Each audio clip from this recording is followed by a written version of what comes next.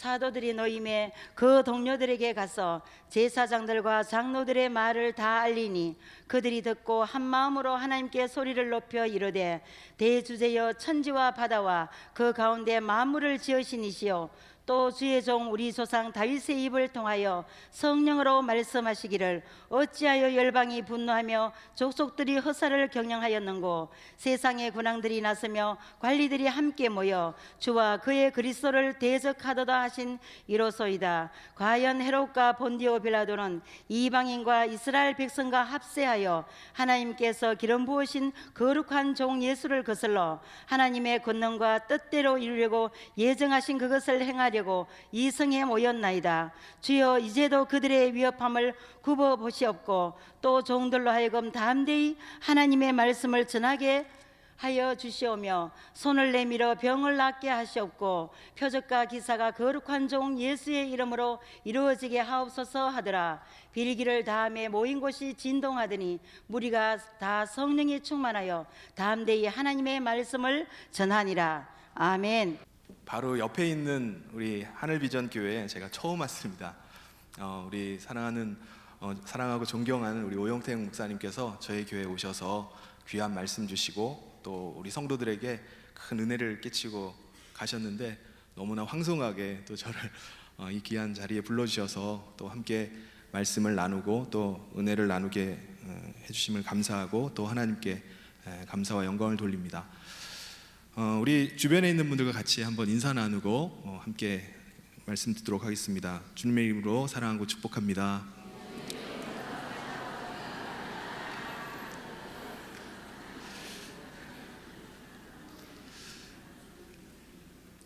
네, 우리가 성경을 보거나 인류 역사를 보면은 기독교는 언제나 핍박과 함께 성장을 해온 것을 볼 수가 있습니다. 핍박이 없을 때는 오히려 기독교가 타락을 했습니다. 그러니까 로마 황제의 핍박이 있을 때 오히려 기독교는 더 거룩하고 더 순결해졌습니다. 그런데 그 이후에 기독교가 로마의 국교로 인정되고 많은 사람들이 예수를 믿고 난 다음에 오히려 교회에 권력이 주어지기 시작하니까 그때부터 교회가 타락해 가기 시작했습니다. 여러분, 지금도 마찬가지라고 생각합니다. 교회가 어느 때 가장 순결하고 어느 때 가장 거룩하고 능력이 있겠습니까? 우리가 박해가 있을 때, 어려움이 있을 때 오히려 우리의 신앙이 더 거룩해지고 더 순결해지는 것을 볼 수 있습니다. 우리 개인도 마찬가지입니다. 우리가 신앙생활에 어려움이 있을 때, 박해가 있을 때 가장 순결하고 거룩하고 능력이 있습니다. 예수님께서 십자가를 지시고 골고다 언덕으로 올라가실 때 연도에서 수많은 여인들이 예수님을 향해서 그 모습을 보고 울었습니다. 그때 예수님께서 뭐라고 말씀하셨죠? 예루살렘의 딸들아, 나를 보고 울지 말고 너와 너희 자녀를 위해서 울라고 이렇게 말씀하셨습니다. 너희와 너희 자녀가 하나님과 막히지 않도록, 너희와 너희 자녀가 하나님 사이에 막힌 담이 있는 것을 보고서 울라는 거예요. 하나님과 우리 사이에 막힌 담 때문에 오히려 우리가 더 울어야 된다는 것입니다. 야고보서 4장 9절 10절에 보면은 슬퍼하며 애통하며 울지어다. 너희 웃음을 애통으로 너희 즐거움을 근심으로 바꿀지어다. 주 앞에서 낮추라. 그리하면 주께서 너희를 높이시리라. 야고보서 5장 1절 2절도 들으라 부한 자들아, 너희에게 임할 고생으로 말미암아 울고 통곡하라. 너희 재물은 썩었고 너희 옷은 좀 먹었으며. 살아가는 데 있어서 너무나 넉넉하고 또 아쉬움이 없는 사람들을 향해서 뭐라고 말씀하죠? 너희는 그날에 당할 일을 위해서 울라라고 말씀하십니다. 나는 더 이상 구할 것도 없고 아쉬울 것이 없어서 나는 울 일이 없는데 그날에 당할 일을 위해서 울라고 말씀합니다. 여러분, 우리 마음이 살이 찌면은 무슨 아쉬움이 있겠습니까? 아쉬움이 없는 사람이 되어버리면요, 우리가 하나님의 위로를 구하지 않습니다. 그러므로 항상 아쉬움으로 근심이 있는 자가 오히려 더 영적인 사람입니다. 영적인 부요를 누려요. 그래서 우리는 항상 근신하는 마음으로 우리가 깨어 있어야 됩니다. 방심하는 즐거움을 근심으로 바꾸고 애통하며 슬퍼 울라는 거예요. 내 자신의 죄를 보고 울라는 겁니다. 어느새 나와 하나님 사이에 쌓여버린 그 담을 보고서 울라고 말씀합니다. 성령도 애통하신다고 말씀합니다. 스가랴 12장 10절에 내가 다윗의 집과 예루살렘 주민에게 은총과 간구하는 심령을 부어주리니 그들이 그 찌른 바 그를 바라보고 그를 위하여 애통하기를 독자를 위하여 애통하듯 하며 그를 위하여 통곡하기를 장자를 위하여 통곡하듯 하리로다. 성령에 감동된 사람은 현재 자신이 누리고 있는 그 기쁨, 가지고 있는 즐거움을 근심으로 바꾸고 현재의 즐거움을 애통으로 바꾼다고 말씀합니다. 오늘 내 육신이 건강하고 물질적으로 부유하고 넉넉하다고 우리가 안일하게 여기지 말고 우리는 이때 내가 하나님과 나 사이가 더 부유해지도록, 더 온전해지도록 우리는 애통해야 됩니다. 성경에 울어야 할 때 울지 않으면 문이 닫힌 후에 울며 슬피 울며 이를 갈미라고 있으리라고 말씀했습니다. 오늘 본문 말씀에 보면은 베드로와 요한이 잡혀서 옥에 갇혀 있었습니다. 왜 베드로와 요한이 이렇게 핍박을 받았죠? 첫 번째는요, 그들이 원색적인 복음을 증거했기 때문에 그렇습니다. 우리 2절 3절 말씀 같이 한번 읽어보도록 하겠습니다. 우리 같이 읽겠습니다. 시작. 예수 안에 죽은 자의 부활이 있다고 백성을 가르치고 전함을 싫어하여 그들을 잡음에 날이 이미 저물었으므로 이튿날까지 가두었으나. 그들이 한 게 뭐죠? 오직 예수만을 전했습니다. 우리 그 다음 절에 보면은 다른 이로서는 구원받을 수 없나니 천하 사람 중에 구원을 받을 만한 다른 이름을 우리에게 주신 일이 없음이라 하였더라. 그들은 오직 예수만이 우리의 유일한 구주이심을 증거했어요. 여러분, 지금도 우리가 사람들 앞에서 이 복음을 전하면요, 사람들의 핍박을 받을 수 있고 왕따를 당할 수 있습니다. 세상 사람들이 가지고 있는 생각은, 많은 사람들이 종교 다원주의적인 생각을 가지고 있습니다. 모든 종교는 다 같은데 구원의 길만이 다르다는 거예요. 그래서 우리가 예수만이 길입니다, 예수만이 진리이십니다, 예수만이 생명입니다 라고 말하면은, 예수 외에는 다른 이름으로 구원 얻을 이름이 없다라고 말하면은 우리의 생각이 아주 독선적이고 편협하다고 비판하기 시작합니다. 왜 베드로와 요한이 핍박을 받았죠? 두 번째, 복음의 권세와 능력이 그들 가운데 나타났기 때문에 그들이 오히려 핍박을 받았습니다. 단순히 그냥 입술로 복음을 증거한 것만이 아니라 그들이 복음을 전할 때 예수의 이름으로 놀라운 기적들이 일어났습니다. 베드로가 성전 미문에 날 때부터 안진뱅이 된 사람을 예수의 이름으로 일으켰어요. 그러자 사람들의 비판이 막 쏟아지기 시작하는 겁니다. 우리 7절 말씀을 우리 같이 한번 읽어보도록 하겠습니다. 시작. 사도들을 가운데 세우고 묻되 너희가 무슨 권세와 누구의 이름으로 이 일을 행하였느냐. 지금도 마찬가지 아닙니까? 예수의 이름으로 기적이 일어나고 예수의 이름으로 더러운 귀신이 쫓겨나면은 사람들이 다 좋아할 것 같은데 그렇지 않습니다. 교회 안에서도 성령 운동하거나 뭐 그러면은 이단이 아닌가, 또 건전하지 못한 교회 아닌가라는 말을 들으면서 오히려 염려의 대상이 될 때가 있어요. 그래서 결국 산헤드린의 공회원들은 베드로와 요한을 잡아서 감옥에 가두었는데 분위기가 계속 그들을 잡아 가둘 수가 없었습니다. 그래서 어쩔 수 없이 베드로와 요한을 풀어주게 됐습니다. 근데 그들이 베드로와 요한을 풀어주는데 그냥 풀어준 것이 아니었습니다. 너희가 다시는 예수의 이름을 전하지도 말고 가르치지도 말아라 라고 위협하면서 놓아줬습니다. 그런데 감옥에서 풀려난 다음에 베드로와 요한은 제일 먼저 자신들의 추록을 위해서 간절히 기도했던 자신들의 동료에게 찾아갔습니다. 동료들이 있는 곳으로 갔어요. 그리고 그들에게 자기가 감옥 안에서 풀려나면서 제사장들과 산헤드림의 공회원들에게 들었던 이야기들을 다 전해줬습니다.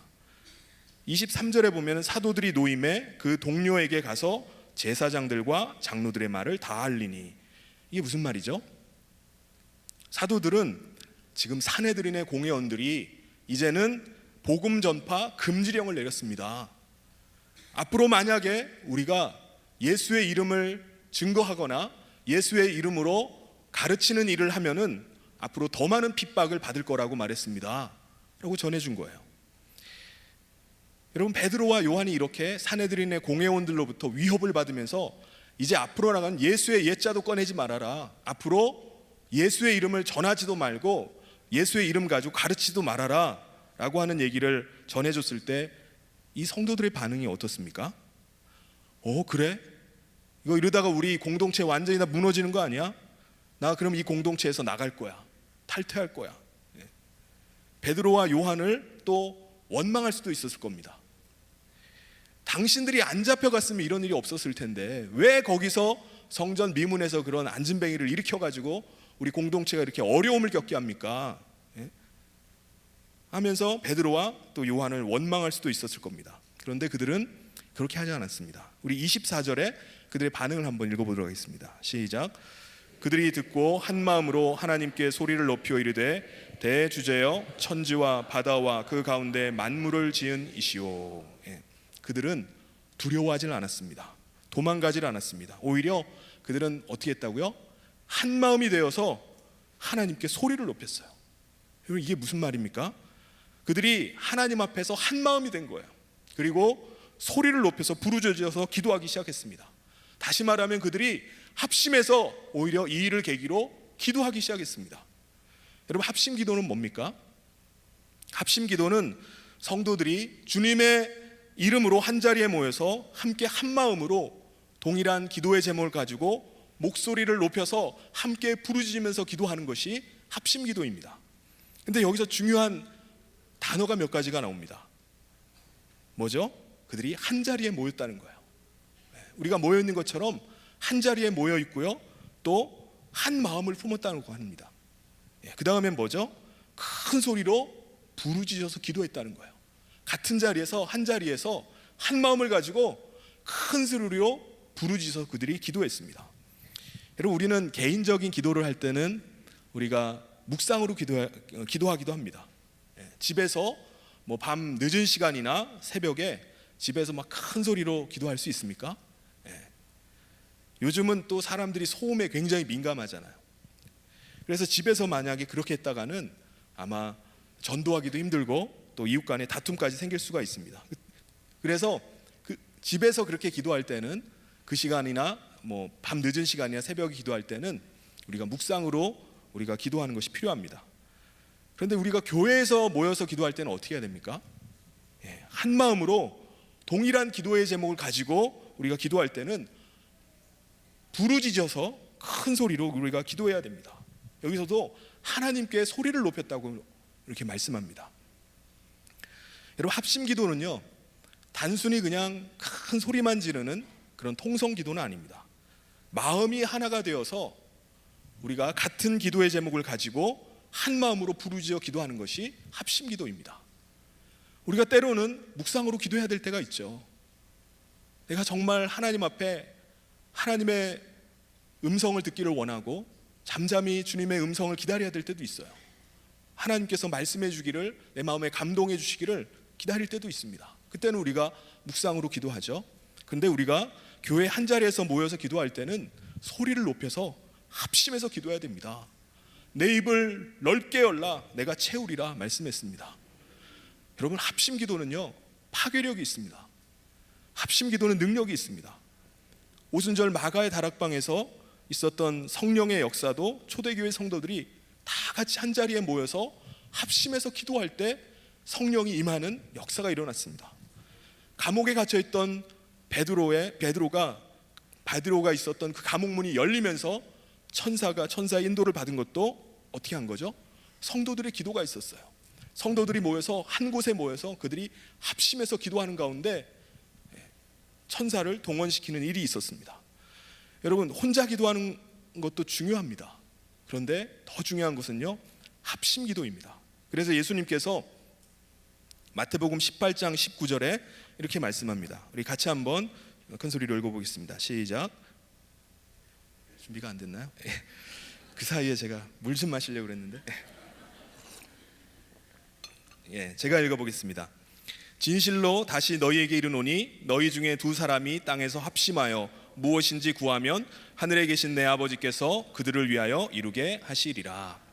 아멘. 초대교회 성도들의 특징이 뭐냐면은 합심 기도입니다. 그들은 모일 때마다 합심해서 기도했어요. 예루살렘 교회 성도들은 뭐 역사적인 그 자세한 기록은 없지만은 추론에 의하면은 몇만 명이 모였습니다. 근데 함께 모일 공간이 없으니까 대부분의 교회 형태들은요 다 소그룹 모이는 가정교회 형태였습니다. 그러니까 각자의 가정에서 모임을 갖는 거예요. 그런데 그들이 모일 때마다 기도의 제목을 함께 나누고 함께 기도하는 거예요. 모일 때마다 합심으로 부르짖어서 기도했습니다. 여러분, 기도는요, 기적은요, 합심으로 기도할 때 기적이 일어납니다. 네. 신명기 32장 30절 말씀, 자막이 준비가 됐나요? 네, 이거 제가 읽겠습니다. 그들의 반석이 그들을 팔지 아니하였고 여호와께서 그들을 내주지 아니하셨더라면 어찌 하나가 천을 쫓으며 둘이 만을 도망하게 하였으리요. 예.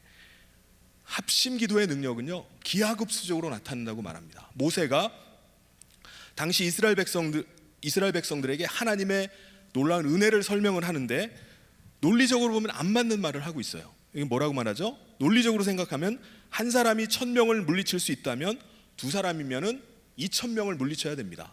그런데 모세는 뭐라고 하죠? 하나가 1000을 쫓아내면은 둘이면 만을 도망하게 만든다는 거예요. 마찬가지로 합심해서 기도하는 것에 우리가 적용을 한다면은 두 사람이 기도하면은 2000명이 아니라 만 명의 몫으로 기도한다는 거예요.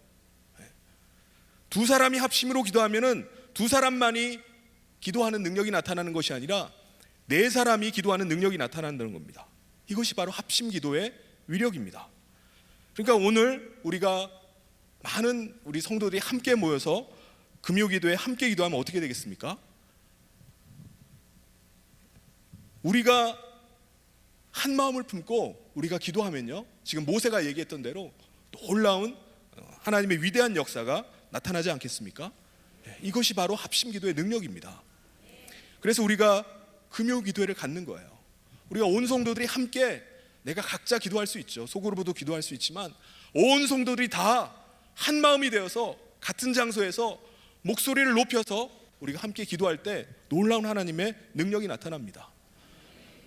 오늘날 기독교 TV 방송, 기독교 방송이 얼마나 많이 있습니까? 그리고 인터넷 방송이 잘 발달돼서 굳이 이렇게 예배당까지 갈 필요가 있느냐, 굳이 차 끌고 기름값 나가고 또 시간 들이고 해서 예배당에 모일 필요가 있겠느냐, 그냥 집에서 기도회, 금요 기도회, 실황을 보면서 기도하면 그거 편하지 않는가라고 할 수도 있습니다. 때로는 그렇게 할 수밖에 없는 상황도 있겠죠. 그런데 왜 우리가 이 자리에 모여서 우리가 말씀을 듣고 또 한 마음으로 찬양하고 기도합니까? 합심 기도의 능력을 우리가 알기 때문입니다. 그것을 알기 때문에 우리가 이 저녁 시간에, 이 불타는 금요일 저녁에 우리가 나와서 성령의 불을 구하면서 우리가 함께 합심해서 기도하는 것입니다. 그러면 그들은 어떻게 합심 기도를 드리죠? 첫 번째, 그들은 하나님을 바라봤습니다. 그들은 기도에 앞서서 하나님이 어떤 분이신지를 먼저 생각하는 거예요. 내가 지금 누구를 향해서 기도하고 있는가 라고 생각하는 겁니다. 우리 사도행전 4장 24절 말씀을 보면은 그들이 듣고 한 마음으로 하나님께 소리를 높여 이르되 대주제여 천지와 바다와 그 가운데 만물을 지은 이시오. 여러분, 한 마음이 되어서 그들이 한 목소리로 하나님께 기도할 때 그들은 소리를 높여 기도하기 전에 그들은 뭘 하는 거죠? 눈을 들어 창조주 하나님을 바라봅니다. 모든 만물을 지으신 하나님을 생각하면서 그 하나님을 바라보는 거예요.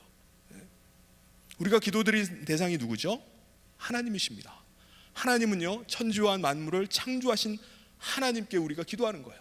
그렇다 그러면은 우리가 기도하는 우리의 기도를 받으시는 모든 만물을 창조하시고 다스리시는 그 하나님 앞에 우리가 기도한다면은 우리의 기도 제목이 이루어지지 않을 것이 무엇이 있겠습니까? 그렇죠? 그런데 우리가 기도할 때는 그렇게 하나님을 바라보고 기도하지 못할 때가 있어요.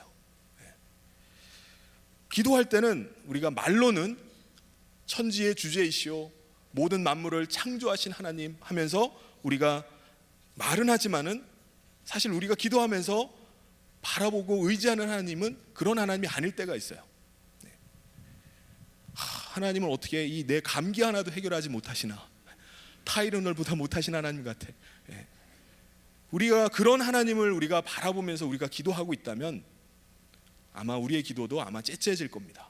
확신이 없을 거예요. 의심이 계속해서 우리 가운데 들을 겁니다. 우리가 기도한 내용을 말하기 전에 우리는 하나님을 바라봐야 됩니다. 나의 기도를 들으시는 하나님, 내 마음 가운데 하나님께서 마음에 소원 주신 하나님, 그 하나님을 바라보고 우리 의지할 때 우리가 하나님께서 우리 기도 가운데 역사하시는 줄 믿습니다. 두 번째는요, 그들은 약속의 말씀을 붙잡고 기도합니다. 우리 25절부터 나오는 이 말씀이요, 시편의 말씀을 인용한 말씀입니다. 시편 2편 1절부터 5절 말씀을 인용했는데요, 우리 사도행전 4장 25절 26절을 우리 같이 한번 읽어보겠습니다. 시작. 또 주의 종 우리 조상 다윗의 입을 통하여 성령으로 말씀하시기를 어찌하여 열방이 분노하며 족속들이 허사를 경영하였는고 세상의 군안들이 나서며 관리들이 함께 모여 주와 그의 그리스도를 대적하도다 하신 이로소이다. 아멘. 이게 무슨 얘기죠? 다윗은 일찍이 메시아 예수 그리스도께서 이 땅에 임하시면은 세상의 권력자들이 그를 대항할 것이다라고 예언을 했습니다. 그렇지만 그 모든 것들은 어떻게 된다? 다 허사가 될 것이다라고 말했습니다. 하나님의 아들이신 예수 그리스도께서 이 땅에 임하시면은 권력자들과 대적자들이 예수를 대적하겠지만 그 모든 일들은 결국 허사가 될 것이다. 하나님께서는 이 다윗을 통해서 이것을 예언해 주셨습니다. 그러면서 다윗의 예언의 말씀과 같이 세상이 복음 전하는 우리를 핍박하고 모든 하나님의 교회를 괴멸시키고자 하지만 그들의 모든 괴계는 다 무너질 것이다 라고 선포하면서 그들이 기도하기 시작하는 거예요. 그러니까 그들은 그냥 기도하는 것이 아닙니다. 시편 2편 1절부터 5절까지의 다윗의 예언의 말씀을 인용을 하면서 그 말씀 붙잡고 그들이 복음 전하는 우리를 핍박하고 지금 주님의 교회를 멸하려고 하고 있지만 그 대적자들의 모든 계획과 핍박은 결국 다 허사로 돌아갈 것입니다 라고 선포하면서 지금 기도하고 있는 겁니다. 여러분, 우리의 기도가 허공을 치는 헛된 기도가 되지 않으려면 우리는 말씀 붙잡고 기도해야 됩니다. 하나님이 약속하셨고 하나님의 그 신실하심을 약속의 말씀으로 주셨기 때문에 그 말씀 붙잡고 내가 기도합니다. 하나님 약속대로 그 말씀이 응하게 해주십시오 라고 우리가 믿음으로 구해야 됩니다. 그래서 우리가 기도하기 전에 우리가 말씀을 듣고 또 말씀 붙잡고 기도하는 것입니다. 우리가 개인적으로 기도할 때도 마찬가지예요. 나게 그냥 임의적으로 기도하는 것이 아니라 하나님이 내 마음 가운데 감동 주시고 하나님이 주신 그 약속의 말씀을 붙잡고 기도해야 됩니다. 그러면 그들이 합심해서 기도했던 내용이 뭡니까? 첫 번째 보면은 담대하게 하나님의 말씀을 전하게 해달라는 거예요. 우리 29절을 같이 한번 읽어보겠습니다. 시작. 또 종들로 하여금 담대히 하나님의 말씀을 전하게 하여 주시오며. 왜냐하면은 그들에게 핍박이 있을 것을 알았습니다. 앞으로 예수의 이름으로 말하거나 가르칠 때 사내들인의 공회원들의 대대적인 핍박이 있을 것을 알았지만은 그것 때문에 우리가 떨지 않기를 원합니다. 그것 때문에 핍박 앞에서 굴복하고 두려워하지 않게 해주십시오. 오히려 담대하게 하나님의 말씀을 전하게 해주십시오라고 그들이 기도했습니다. 여기서 하나님의 말씀이 뭡니까? 바로 복음입니다. 원색적인 십자가에 피 묻은 복음이 증거되어질 때 이 복음을 듣고 우리의 죽어있는 영혼이 다시 살아납니다. 그런데 이 복음을 전하려면은 전하는 자가 두려움이 없어야 됩니다. 우리가 복음 전할 때 두려움이 있잖아요. 내가 복음을 전하면 이 사람이 과연 받아들일까? 이 사람이 진짜 예수를 믿게 되는 거야? 근데 그리고 그걸 우리가 왜 걱정을 합니까? 우리가 전하는 복음은요, 사실 우리의 상식을 뛰어넘는 거 아닙니까? 아무리 우리가 논리적으로 이성적으로 복음을 설명해도 정말 정상적인 사람이라면 그 복음을 받아들일 수가 없어요. 인간적인 설득으로는 받아들일 수가 없습니다. 왜 그렇죠? 우리가 전적으로 부패했기 때문에 그렇습니다. 그래서 성령께서 역사해 주지 않으면요, 어느 누구도 복음을 받아들이지는 않습니다. 저와 여러분도 마찬가지라고 생각합니다. 성령께서 우리 가운데 감동 주셔서 예수가 하나님의 아들이신 것을 믿고 예수가 내 구주라는 사실들을 깨닫게 된 것이지 내가 뭐 똑똑해가지고 이걸 깨닫게 된 것은 결코 아닙니다. 그러니까 우리는 성령의 역사심을 믿고 우리 전할 뿐입니다. 우리의 힘과 능력으로는 한 영혼을 설득시켜서 그 영혼을 구원시킬 수 없지만은 우리는 성령의 감동하심과 역사하심을 믿고 의지하고 복음을 전하는 거예요. 또 평안의 복음을 전하면서 복음을 전하는 사람이 두려워 떨고 있으면 어떻게 합니까? 누가 그 복음을 듣고 평안을 얻겠습니까? 그래서 복음을 전하는 자들이 두려워하지 않고 담대히 주의 복음을 전하게 해달라고 그들이 간절히 구한 것입니다. 두 번째, 표적과 기사가 예수의 이름으로 계속해서 일어나기를 위해서 그들이 기도했습니다. 우리 30절 말씀을 같이 한번 읽어보겠습니다. 시작. 손을 내밀어 병을 낫게 하시옵고 표적과 기사가 거룩한 종 예수의 이름으로 이루어지게 하옵소서 하더라. 네. 지금 그들은 하나님께서 손을 좀 내밀어 주십시오, 손으로 좀 만져 주십시오, 붙잡아 주십시오, 그래서 병을 좀 고쳐달라는 거예요. 베드로와 요한이 손을 내밀어서 나면서부터 안진뱅이 됐던 자가 일어났습니다. 이와 같이 우리들을 통해서 표적과 기사가 거룩한 종 예수의 이름으로 계속해서 이루어지게 하여 주시옵소서. 우리 하늘비전교회에 우리가 예수의 이름으로 기도할 때 표적과 기사가 한없이 일어나게 해주십시오. 우리가 기도해야 됩니다. 인간의 이성으로 경험으로는 설명할 수 없는 그 초자연적인 일들이 도저히 이루어질 수 없다라고 생각했던 일들이, 초자연적인 일들이 일어나기를 위해서 기도하는 겁니다. 사내들인의 공회원들은 도무지 예수의 이름으로는 말하지도 말고 가르치지도 말라고 했는데 그들은 반대예요. 더 핍박이 있고 억압이 있더라도 오히려 예수의 이름의 능력이 더 나타나게 해주십시오. 세상 사람들이 뭐라고 하든지 우리는 예수의 이름의 능력을 믿습니다. 예수의 이름으로 더 많은 기적이 일어나게 해주십시오, 더 많은 표적이 일어나게 해주십시오. 그들이 기도했습니다. 우리가 기도할 때 오늘 우리도 성령으로 말미암아 예수의 입에서 나오신 그 말씀대로 오늘도 구할 때 표적과 기사가 일어날 줄 믿습니다. 우리의 이성과 과학과 상식을 뛰어넘어서 도저히 우리가 이해할 수는 없지만은 하나님께서 하시는 그 표적과 기사가 합심하여 기도하는 가운데 나타날 줄 믿습니다. 그러면 그들이 모여서 합심해서 기도할 때 실제로는 어떤 일이 일어났습니까? 첫 번째는 하나님의 임재하심이 나타났습니다. 우리 31절 말씀을 같이 한번 읽어보겠습니다. 시작. 빌기를 다음에 모인 곳이 진동하더니 우리가 다 성령이 충만하여 담대히 하나님의 말씀을 전하니라. 여기서 모인 곳이 진동하는 것은요, 우리가 구약 성경에 보면은 하나님의 임재를 나타낼 때 구름 가운데 또 땅이 진동하는 것들을 통해서 하나님의 임재하심을 나타냈습니다. 그러니까 땅이, 이 모인 곳이 진동한 것은 하나님의 임재하심을 의미합니다. 하나님의 임재하실 때 어떤 일이 벌어졌죠? 묶인 것들이 풀려지는 역사가 일어납니다. 닫혀있던 것들이 열리는 역사가 일어납니다.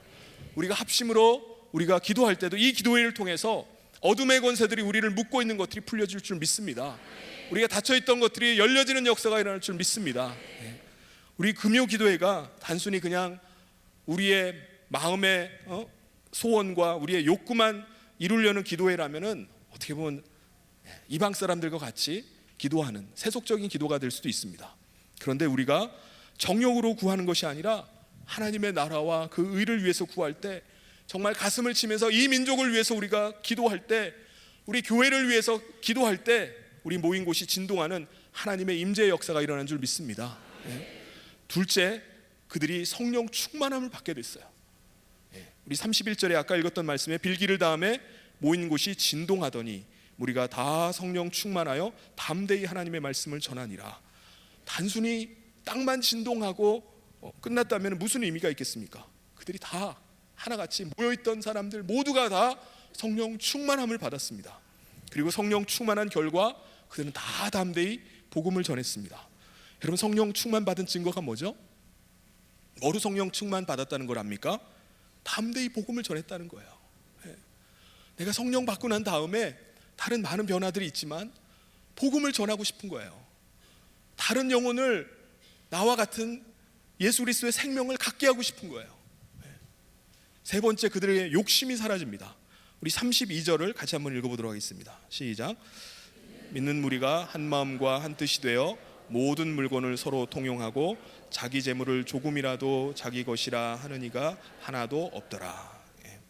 하나님의 임재 속에 들어가게 되었고 또 성령께서 사람들의 마음을 주관하기 시작하니까 그들이 다 한 마음과 한 뜻이 되었다고 말씀합니다. 여러분, 우리가 한 가족이라도 가족이 다 다르잖아요. 형제들이라도 다르고 부부지간도 다 가치관도 다르고 또 성격도 다르고 또 기호도 다 다른 사람들입니다. 그런데 우리가 공동체가 함께 모여서 하나님의 임재 가운데 기도하고 임재 속에 들어가고 성령께서 우리의 생각과 우리의 마음들을 주장하고 다스리기 시작할 때 우리가 한 마음과 한 뜻이 된다는 거예요. 그러니까 성령 충만하니까 하나같이 다 욕심이 사라져 버립니다. 그래서 그들이 자기의 것을 자기의 것이라 하지 않고 재산을 팔아서 필요를 따라서 사람들에게 나눠 주었습니다. 여러분, 진짜 성령의 충만이 임하면요, 우리 가운데 욕심이 사라집니다. 썩어져갈 육신의 것들을 위해서 사는 것이 아니라 썩지 않을 영원한 하나님의 나라를 위해서 살고 자신의 영혼을 위해서 사는 삶으로 변화가 일어납니다. 성도 여러분, 우리 하나님은 거룩한 모임을 좋아하십니다. 우리가 이 시간에 우리 자녀들도 함께 이 시간에 나와서 또 모여서 우리가 기도회를 하는데 한 마음과 한 뜻으로 기도하는 걸 보고 하나님이 얼마나 기뻐하시겠습니까? 우리가 한 마음으로 찬양하고 기도할 때 하나님께서 정말 기뻐하실 줄 믿습니다. 하나님께서 이 우리 하늘비전 교회 이 예배당 안에 하나님이 임재하셔서 그 예배를 받으시고 하나님이 기뻐하실 줄 믿습니다. 우리가 기도할 때 하나님께서 임재하시고 성령 충만 받고 또 하나님의 나라와 의를 위해서 살게 되었던 것처럼 그 놀라운 역사가 오늘 이 밤에 우리 모든 성도님들이 함께 부르짖어 기도하는 그 기도를 통해서 충만하게 일어나기를 주님의 이름으로 축원합니다.